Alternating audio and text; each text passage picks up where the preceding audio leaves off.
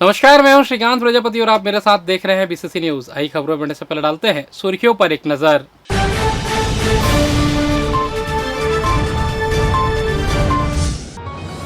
राष्ट्रीय बुनकर अधिवेशन, 26 राज्यों से पहुंचे प्रतिनिधि, आर्थिक तरक्की में महत्वपूर्ण योगदान।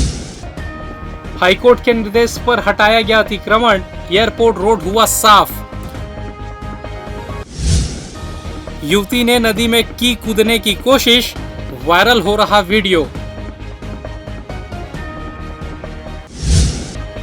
और अब मितानिन भी करेंगे हड़ताल, रणनीति तैयार कर उतरेंगी मैदान में।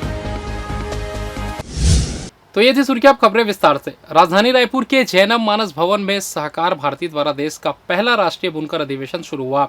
2 दिवसीय अधिवेशन में 28 राज्यों से आए बुनकर संघों के 1000 से अधिक प्रतिनिधि शामिल हुए।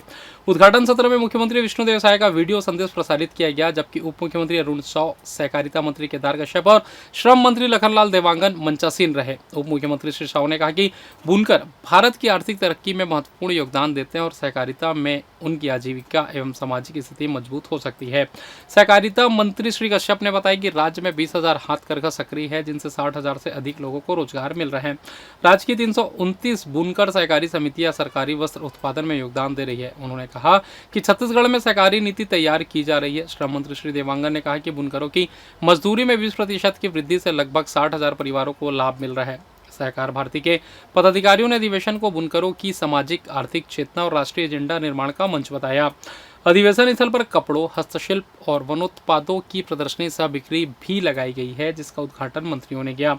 यह अधिवेशन बुनकरों की समस्याओं के समाधान और सहकारिता आंदोलन को नई दिशा देने का प्रयास है।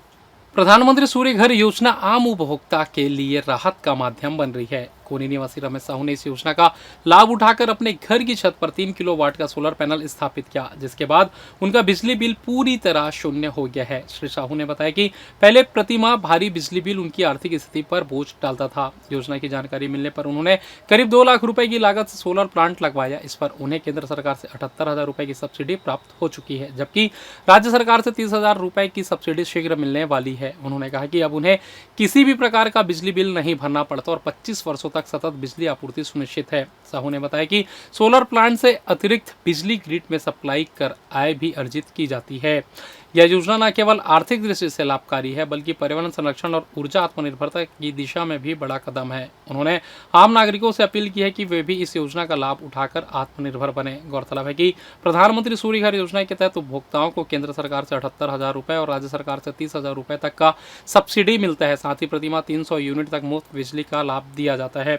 इस योजना में ऋण सुविधा भी उपलब्ध है और एक बार निवेश करने पर 25 वर्षों तक सस्ती व स्वच्छ ऊर्जा सुनिश्चित होती है। यह पहल ऊर्जा बचत, पर्यावरण संरक्षण और आम लोगों को राहत प्रदान करने की दिशा में मील का पत्थर साबित हो रही है। सरकारी सब्सिडी मिलता है, इसमें 1,95,000 के करीब लगा है, जिसमें 78,000 सब्सिडी मिला है। और इस योजना का हर किसी को उपयोग करना चाहिए। यह प्रधानमंत्री की बहुत अच्छी योजना है। इसके लिए प्रधानमंत्री जी को बहुत बहुत धन्यवाद। इस योजना का लाभ हर किसी को लेना चाहिए।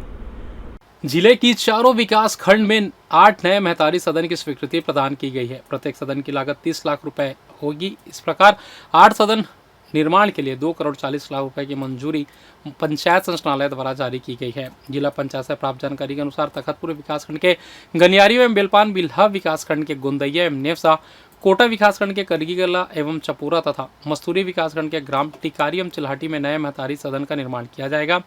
सदन निर्माण के लिए ग्रामीण यांत्रिकी सेवा को कार्य एजेंसी बनाया गया है। प्रत्येक सदन का निर्माण लगभग 2500 वर्ग फीट पर किया जाएगा। सदन में कमरा, शौचालय, बरामदा, हॉल, किचन और स्टोर रूम जैसी सुविधाएं उपलब्ध होंगी। महिलाओं की सुरक्षा के लिए इसमें बाउंड्री वॉल भी बनाए जाएंगे। महतारी सदन में सामुदायिक शौचालय का भी निर्माण किया जाएगा। ग्रामीण महिलाओं को स्वावलंबी एवं आत्मनिर्भर बनाने तथा आपसी समरसता स्थापित करने तथा सामाजिक भागीदारी एवं महिला सशक्तिकरण को ध्यान में रखते हुए महतारी सदन के निर्माण किए जा रहे हैं। माननीय उच्च न्यायालय बिलासपुर के आदेशानुसार और कलेक्टर के निर्देशानुसार एसडीएम बिल्हा के मार्गदर्शन में नया पारा चौक बोदरी से चकरभाटा ब्रिज तक एवं रहंगी बोर्ड बोदरी से उच्च न्यायालय आवासीय परिसर तक जाने वाले सड़क पर एवं सड़क किनारे दोनों तरफ फलों सब्जी एवं अन्य सामग्री आदि के ठेले गुमटी चकरभाटा से दुकानों के दुकानदारों द्वारा सड़क पर पोस्टर एवं शेड तैयार कर अतिक्रमण किए जाने वाले सामानों को बाहर रखकर व्यापार किए जाने वाले अतिक्रमण को हटाया गया एवं पोस्टर शेड को नगर पालिका बोदरी के दस्ते द्वारा जब्ती की कार्रवाई की गई। रोड किनारे अव्यवस्थित ढंग से खड़े करने वाले वाहन जिससे यातायात बाधित होता है, निर्देशानुसार यातायात वाहन के लिफ्टर द्वारा लिफ्ट कर थाना प्रभारी चकरभाटा द्वारा थाने में खड़ा कराया गया। उक्त कार्रवाई सुबह 8 बजे से लेकर शाम 4:30 बजे तक की गई। कार्रवाई में तहसीलदार बोदरी संदीप साय, नायब तहसीलदार बोदरी ओम प्रकाश चंद्र वर्षी और थाना प्रभारी के साथ सभी विभाग के लोग उपस्थित रहे।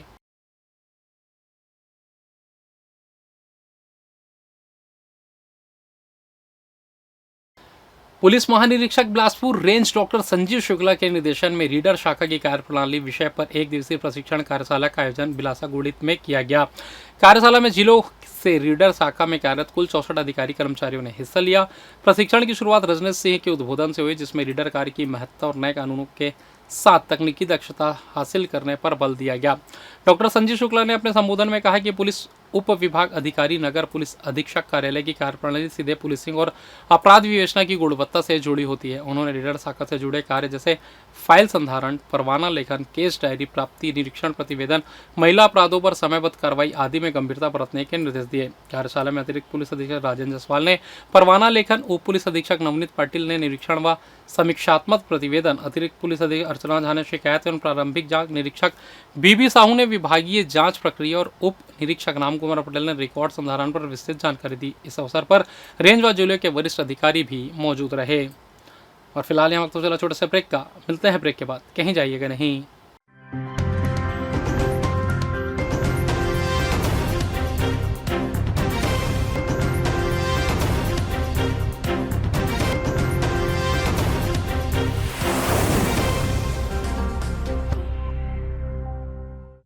और ब्रेक के बाद आप सभी का स्वागत है। यह बढ़ते अगली खबर की ओर। बिलासपुर में शनिवार शाम राम सेतु पुल पर उस समय हड़कंप मच गया जब एक युवती ने पुल की रेलिंग पर चढ़कर अरपा नदी में छलांग लगाने का प्रयास किया।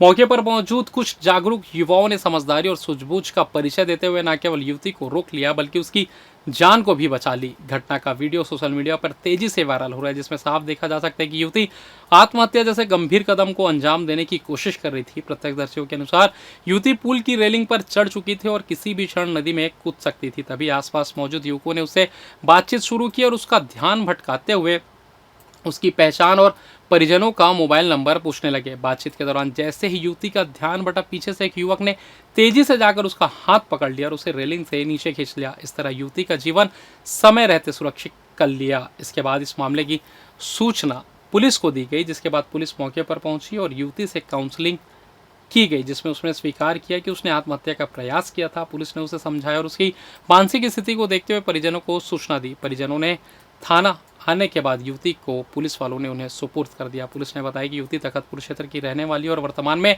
बिलासपुर में रहकर प्रतियोगिता परीक्षाओं की तैयारी कर रही थी। इस दौरान उसका नर्सिंग कॉलेज में एडमिशन नहीं हो पाया, जिससे वह हताश हो गई थी। निराशा में डूबी युवती ने आत्महत्या जैसा कदम उठाने का प्रयास किया था। फिलहाल युवती सुरक्षित है और परिजन उसे अपने साथ ले गए। वहीं परिजनों ने वहाँ पे जागरूक युवक मिक्की मिश्रा, प्रणव मिश्रा एवं उनके दोस्तों का धन्यवाद ज्ञापित किया है कि उनकी बेटी को उन्होंने आत्महत्या करने से रोक लिया। इस प्रकार आपको बता दें कि हनुमान सेवा समिति के प्रणव मिश्रा, मिक्की मिश्रा लगातार सामाजिक कार्य करते रहते हैं और उसी का नतीजा है कि उसने आज एक युवती की जान बचाई है।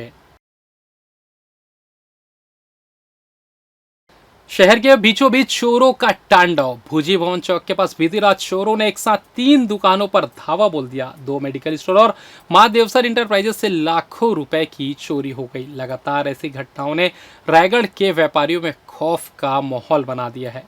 आपको बता दें, रायगढ़ का सबसे व्यस्त इलाका और रात का सन्नाटा, लेकिन इस सन्नाटे में भी चोरों का आतंक गूंज उठा। बीती रात all is well medical and surgical, Mittal medical store और मां देवसर इंटरप्राइजेज में चोरों की सनसनीखेज वारदात हुई। ऑल इज वेल मेडिकल के संचालक सरनदीप सिंह का कहना है कि चोर छत के रास्ते दुकान में घुसे और 1 लाख रुपए से ज्यादा नकदी लेकर फरार हो गए। मां देवसर इंटरप्राइजेज से भी चोरों ने 10 से 15 हज़ार रुपए कैश, 4 चांदी के सिक्के और एक DDR मशीन चोरी कर ले गए। वहीं मित्तल मेडिकल स्टोर से भी चोरी की घटना सामने आई है। घटना की खबर मिलते ही एसपी आकाश मरकाम, साइबर डीएसपी अनिल विश्वकर्मा, कोतवाली थाना प्रभारी सुखनंदन पटेल और डॉग स्क्वाड की टीम मौके पर पहुंची। दुकानों की बारीकी से तलाशी ली गई और साइबर एक्सपर्ट्स को भी जांच में लगाया गया। लगातार हो रही चोरी की घटनाओं ने रायगढ़ के व्यापारियों में भय पैदा कर दिया है। हर बार छत तोड़कर या दीवार फांदकर चोर आसानी से दुकानों में घुस जाते हैं। व्यापारी जहां डर के साए में कारोबार कर रहे हैं, वहीं पुलिस के लिए भी यह बड़ा सिर दर्द बन चुका है। रायगढ़ में चोरों का ये तांडव पुलिस के लिए एक बड़ी चुनौती है। सवाल यह है कि आखिर कब थमेगी ये वारदात। गले से कैश गया है 10-12-15 हज़ार रुपये, 4 चांदी के सिक्के हैं, डीवीआर मशीन निकाल के ले गए हैं। जो भी वर्तमान में यही दिख रहा है, बाकी स्टॉक मिलाने में पता लगेगा कि और क्या चोरी हुआ करके। बालक सुबह स्टाफ जो है 9 बजे दुकान खोलने आया, दुकान ओपन किया तो सब बिखरा पड़ा था, तो उसने देख के हमको खबर की, तो फिर चेक किए तो थाने में रिपोर्ट हुई। किस तरह चोर घुसे थे आपकी दुकान में? ऊपर छत से बाजू वाले कंस्ट्रक्शन हो रहा है, वहाँ से सीढ़ी लगा के ऊपर चढ़े हैं, ऐसा लग रहा है। ऊपर छत में जो है लोहे का दरवाज़ा है, उसको तोड़ा गया है, तोड़ के ऊपर से घुसे। यहाँ रुपेंद्र हॉस्पिटल के पास मेडिकल दुकानों में चोरी होने की सूचना मिली थी। सूचना पर से अपने टीम के साथ यहाँ मौके में उपस्थित हुए हैं। साथ में स्पेशल टीम और डॉग स्क्वाड को भी बुलाया गया है। चोरी की तस्दीक की जा रही है। सर लगभग चोरी की रकम कितनी होगी? अभी रकम के बारे में जानकारी नहीं है। 2 दुकानों में तो छूट पुट बता रहे हैं कि चांदी के सिक्के वगैरह कुछ करके, बाकी एक जो ऑल इज वेल मेडिकल दुकान है वहाँ कुछ केस गए हैं। FIR होने के बाद डिटेल इसकी दी जाएगी। पंचरी प्लांट में आंगनबाड़ी संघ की अहम बैठक हुई। प्रांतीय संगठन के निर्देश पर जिला अध्यक्ष और परियोजना अध्यक्षों का चुनाव होना था। इसी कड़ी में रायगढ़ की नई जिला अध्यक्ष चुनी गई अनीता नायक। पंचरी प्लांट में आयोजित आंगनबाड़ी संघ की बैठक, जहां बड़ी संख्या में कार्यकर्ता और पदाधिकारी मौजूद रहे। बैठक में जिला अध्यक्ष चुनाव की प्रक्रिया पूरी गई और सर्वसम्मति से अनीता नायक को निर्विरोध अध्यक्ष चुना गया। जैसे ही अनीता नायक को अध्यक्ष चुना गया, कार्यकर्ताओं ने एक दूसरे को मिठाई खिलाई और फूल मालाओं से स्वागत कर खुशी का इजहार किया। नवनिर्वाचित जिला अध्यक्ष अनीता नायक ने कहा कि संगठन मजबूत एकजुटता के साथ आगे बढ़ेगा और कार्यकर्ताओं के हक अधिकार के लिए संघर्ष करेगा। उन्होंने यह भी कहा कि 1 सितंबर से जिला स्तरीय हड़ताल की जाएगी, जिसमें आंगनबाड़ी कार्यकर्ता अपने विभिन्न मांगों को लेकर आंदोलन करेगी। आज यहाँ पर पंचरी प्लांट में बैठक रखा गया था। प्रांतीय निर्देशानुसार जो संगठन की हमारी जो निर्देश है कि प्रांत में ये निर्णय लिया गया था कि सभी जिला में अब जिला अध्यक्ष और परियोजना अध्यक्षों का चुनाव करना है। तो उसी परिप्रेक्ष्य में आज यहाँ पर पंचरी प्लांट में जिला अध्यक्ष और परियोजना अध्यक्षों का चुनाव किया गया है और उसी निर्वाचन के ही परिप्रेक्ष्य में आज मुझे जिला अध्यक्ष के रूप में निर्विरोध मेरी बहनों ने रायगढ़ शहरी और रायगढ़ पूरे 10 परियोजना से रायगढ़ जिला के निर्विरोध चुने हैं। आज चुनाव तो एक निर्वाचन तो एक प्रक्रिया था ये, क्योंकि प्रांत का और उसके बाद में 1 सितंबर को हम लोग का आने वाले समय में हड़ताल होने वाली है पूरे छत्तीसगढ़ में जिला स्तरीय। हमारे आंगनबाड़ी कार्यकर्ता सहायिकाओं की जो मांगे हैं, जैसे मुख्य मांगे हैं शासकीय कर्मचारी घोषित करने का और सुपरवाइजरों के रिक्त पदों पर 100% कार्यकर्ताओं को लेने का। आज छत्तीसगढ़ क्या पूरे भारत में 50 वर्ष हो चुके हैं आंगनबाड़ी कार्यकर्ताओं को इस पद में रहते हुए। समझिए 1975 में आंगनबाड़ी 2 अक्टूबर 1975 में आंगनबाड़ी केंद्र की शुरुआत की गई थी। मितानिन कार्यकर्ता अब सरकार के खिलाफ मोर्चा खोलने जा रहे हैं। जिले के 7 ब्लॉक की मितानिन शहीद कर्नल विप्लव त्रिपाठी स्टेडियम में जुटी और 27 अगस्त से रायपुर में शुरू होने वाली निश्चितकालीन हड़ताल की रणनीति तय की गई। रायगढ़ जिले की 7 ब्लॉक से आई मितानिनें शहीद कर्नल विप्लव त्रिपाठी स्टेडियम में बैठकर अपनी रणनीति तैयार कर रही हैं। दरअसल मितानिनों का कहना है कि 2023 में सरकार ने उनके मानदेय में 50% सालाना वृद्धि का ऐलान किया था, लेकिन 2025 तक आने के बावजूद उन्हें राशि अब तक नहीं मिली। इसके अलावा NHM में समाहित करने का वादा भी अधूरा रहा। साथ ही मितानिनों ने आरोप लगाया कि पहले उनके एक NGO के अंतर्गत रखा गया था और अब दूसरे NGO में भेजा जा रहा है, जिससे उनकी टीम के सदस्य असहज है और बदलाव नहीं चाहते। इन्हीं मांगों को लेकर मितानिनों ने 27 अगस्त से रायपुर के टूना मैदान में निश्चितकालीन हड़ताल का ऐलान किया है। मितानिन स्वास्थ्य व्यवस्था की ऋण कही जाती है, लेकिन मानदेय और स्वायत्तित्व की अनदेखी से वे खुद नाराज और आक्रोशित है। अब 27 अगस्त से रायपुर में होने वाली हड़ताल से प्रदेश की स्वास्थ्य सेवाएं भी प्रभावित हो सकती है। मितानिनों की हड़ताल सरकार के लिए बड़ी चुनौती बन सकती है। अब देखना होगा कि प्रशासन उनकी मांगों पर बातचीत करता है या फिर हड़ताल जारी रहेगा। पूरा रायगढ़ जिला के सातों ब्लॉक से BC MT हेल्प डेस्क मितानी सभी हम लोग सातों ब्लॉक से उपस्थित हैं और 27 तारीख को नया रायपुर तोता मैदान में हम लोग का अनिश्चितकालीन हड़ताल का हम लोग का बारी है रायगढ़ जिला का। तो हम लोग उसके लिए रणनीति बना रहे हैं कि हम लोग उस दिन 26 तारीख को क्योंकि तीजा का त्यौहार है तो महिलाओं का जो निर्जला उपवास रहता है तो जिसके कारण से महिलाओं को उतना दूर जाने में दिक्कत होगी। तो उसके लिए चर्चा कर रहे हैं कि कौन उपवास रहेंगे उनको मतलब कि नहीं कौन जा पाएगा कौन नहीं जा पाएगा इस पर भी चर्चा कर रहे हैं। और फिलहाल इस बुलेटिन में बस इतना ही। मुझे दीजिए इजाज़त, फिर होगी आपसे मुलाकात। तब तक देखते रहिए BCC न्यूज़। नमस्कार।